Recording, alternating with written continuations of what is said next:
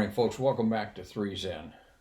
On occasion, when I'm running through my morning correspondence, I come across things all sorts of things.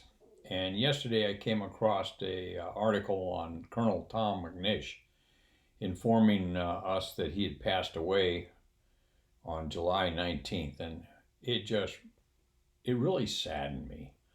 I had met Colonel McNish probably 3, 4, 5 times down at our annual POW dining ins at the 560th Flying Training Squadron in San Antonio, and I really came to admire him. I loved his laid back demeanor, and I just loved listening to him chat.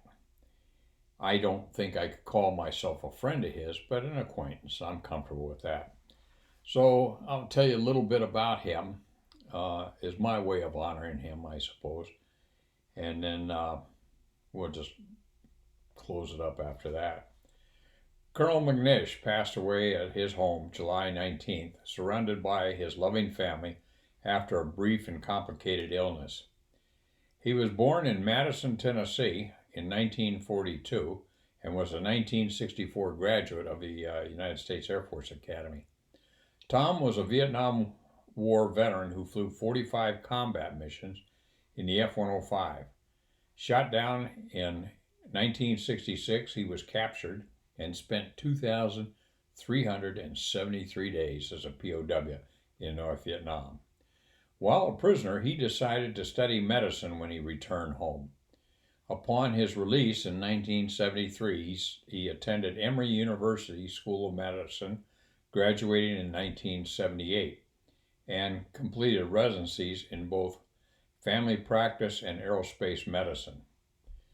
Colonel McNish, Dr. McNish, spent the remainder of his distinguished military career as one of the few pilot physicians, practicing flight surgeons and combat-ready fighter pilots in the Air Force, flying T-38s and A-10s. Advancing to the rank of colonel, he served as hospital commander at Myrtle Beach Air Force Base and Holloman Air Force Base. He proudly led the mission to Iraq at the end of Desert Storm in 1991 to medically evaluate and repatriate our returning POWs. Colonel McNish ended his military career as command flight surgeon for the Air Force Reserve in the Surgeon General's office in the Pentagon.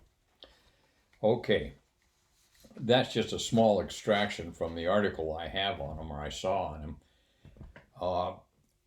You've heard me talk about a very, very dear friend of mine, Mikey. Mikey is the guy who got me interested in Colonel McNish. He and Colonel McNish, I could say, were friends. Mikey was a helicopter det commander there at Myrtle Beach at the time Colonel McNish was there. And Mikey would tell me a story of him, and it just, I'll tell you the story. You can see a picture of Mikey and Colonel McNish on in the image that I used to introduce this video. Anyway, Mikey said to me, he said when they had to go over to the flight surgeons for their annual physicals, they would always call over the flight surgeon's office to see who was on duty. And if it was Colonel McNish, they would reschedule. The reason they did is because Colonel McNish's either his call sign or his nickname, I'm not sure which, probably both, was Nux. They called him Nux because while a guest of the North Vietnamese for those many years, he had his hands broken numerous times. And when they finally healed, his fingers didn't heal quite straight. And so his fingers were really gnarly. Knuckles were going every which way. And so they knew when they went over for their physicals, Nux was going to give them a prostate exam, and they really didn't want to have those gnarly knuckles where they'd be placed. So they'd call and reschedule for somebody else. Give me a break. At any rate, that's one of the stories that Mikey told me about Colonel McNish. But like I said, I stood on the peripheral often at those POW dining ins just to listen to him talk. And it was a rewarding experience just to stand in the presence of the man. So, Colonel McNish, nickel on the grass. God bless you. Bobo, bass gear, stop.